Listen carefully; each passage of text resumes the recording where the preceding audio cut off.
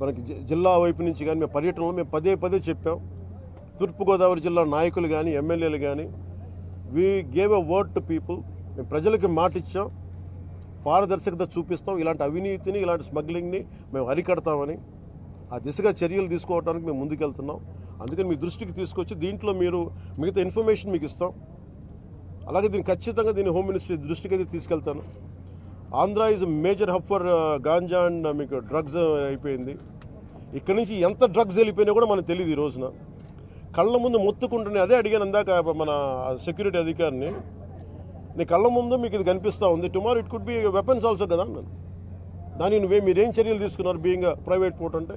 పాప ఆయన ఏం చేస్తాడైనా పిచ్చి మీద బ్రహ్మాస్త్రంలా ఉంటుంది.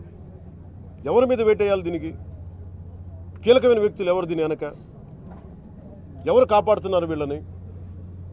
ఏ స్థాయి వ్యక్తులు కాపాడుతున్నారు? ఇవన్నీ చూడాలి. గత ప్రభుత్వం ఇప్పుడు ఈ వ్యక్తి కూర్చోబెట్టి చూస్తే మనకి ఏదో మన 16 కంపెనీస్ ఉన్నాయి. వీళ్ళు కోర్టులకు వెళ్తా ఉన్నారు. రైస్ ఎక్స్పోర్ట్ జరగాలి. మీరు ఎనీథింగ్ ఈజ్ పారదర్శకంగా మీరు చేస్తే ఇబ్బంది రాదు. కానీ దీనిని అడ్డగోలుగా పెట్టుకొని ఈ ప్రభుత్వం ఏమి చేయదంటే మటుకు చాలా బలమైన చర్యలు తీసుకుంటాం. సార్ పవన్ గారు, ఇప్పుడు ఈ వైఎస్ఆర్ గవర్నమెంట్ 5 ఏళ్ల పాలనలో ద్వారంపూడి చంద్రశేఖర్ రెడ్డి గారి కుటుంబం ఆయన ఆధ్వర్యంలో మొత్తం కాకినాడ పోర్టు నుంచి రేషన్ బియ్యం ఎక్స్పోర్ట్ అయిందని అన్ని పార్టీలు కూడా నిరంతరం ఆరోపణలు ఇచ్చినాయి.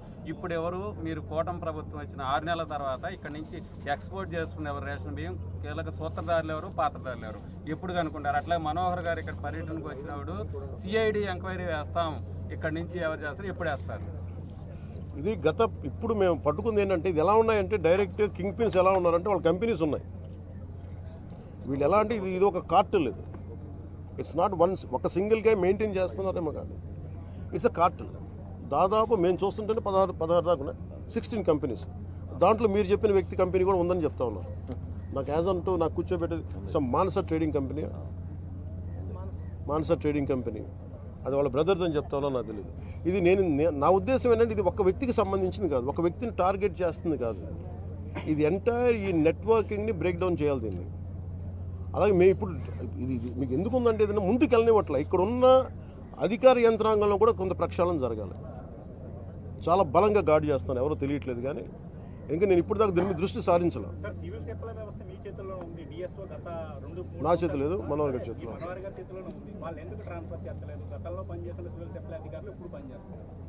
సిఐడి ఎంక్వైరీ ఎప్పుడనే చెప్పండి సార్. అది కూడా సిఐడి ఎంక్వైరీ అన్నీ చెప్తాను. ఇప్పుడు నేను మీకు తెలుసు కదా, when I give a word I want to take a very strong action. నా మాటకు నేను కట్టుబడి. ఎందుకంటే లా అండ్ ఆర్డర్ నా చేతిలో లేదు.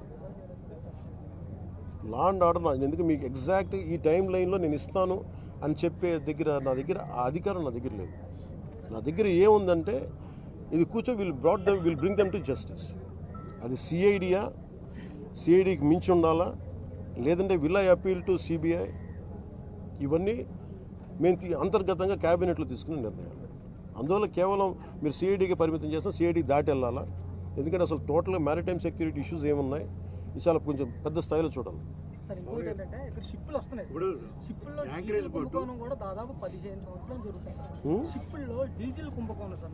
డీజిల్ అదే చెప్తున్నాను. అది మీకు ఫ్రీ ఫర్ ఆల్ అయిపోయింది చెప్తాను కదా. డీజిల్ కుంభకోణాలు జరుగుతూ ఉన్నాయి. ఇది అన్ని రకాలుగా దీన్ని ఒకసారి చాలా సునిశ్చితమైన పరిశోధన జరగాలి దీని మీద. దాంట్లో ఉన్నాను. యాంకరేజ్ పోర్టు స్టేట్ గవర్నమెంట్ కూడా బాధ్యత ఉంది. స్టేట్ గవర్నమెంట్ కూడా దాని యజమాయిషి ఉంది. డైరెక్టర్ కూడా కేవలం సెంట్రల్ గవర్నమెంట్ ఏది కాదు. సెంట్రల్ గవర్నమెంట్ సంబంధం ఇది ప్యూర్లీ స్టేట్ కంట్రోల్లో ఉంది. స్టేట్ కంట్రోల్ పోర్టు స్టేట్ సంబంధించిన పోర్టు అధికారి ఒకరు ఉన్నారు.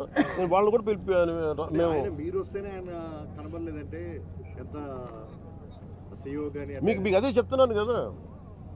అంటే నన్ను మీకు ఎందుకు ఇంత మొత్తుకున్నాను వచ్చి నన్ను రాకుండా చేయడానికి ఇంకా నాకు విసుగొచ్చి ఇంకా నాలాంటి వ్యక్తిని రానివ్వట్లేదని. ఇది ఎంత డీప్ రూటెడ్ వ్యవస్థ, దీన్ని అంటే ఎంత కుళ్ళు పట్టేస్తుందో ఈ వ్యవస్థకి, పర్టికులర్ ఈ రైస్ స్మగ్లింగ్ సంబంధించి దీని ప్రక్షాళన జరగాలని కోరుకుంటూ. అక్కడ సౌత్ ఆఫ్రికాలో వాళ్ళది స్టేపుల్ డైట్ రైస్. అది వాళ్ళకి పాప నిజంగా చెప్పాలంటే వాళ్ళకి సబ్స్టాండర్డ్ రైస్ పంపిస్తుంది. జనసేన గతంలో లబ్ధిదారులకు నేరుగా అకౌంట్లో వేస్తారని మీరు గతంలో నినాదం తీసుకున్నారు. అదేమన్నా ఇప్పుడు ఎందుకంటే ఈ రైస్ 90% కూడా ఎవరు తినట్లేదు సార్. డైరెక్ట్ ఇష్యూ నాకు ఇది బాగా తెలుసండి. ఇది తినని బియ్యం. ప్రాబ్లం ఏమవుతుందంటే ఎవరు తినని బియ్యం ఇది కేవలం ఇది నా ఉద్దేశంలో ఇది నేను కేంద్ర ప్రభుత్వం దృష్టికి తీసుకెళ్ళాలి, ఎట్లా ముఖ్యమంత్రి గారి దృష్టికి ఎలాగ తీసుకెళ్తాను. కానీ కేంద్ర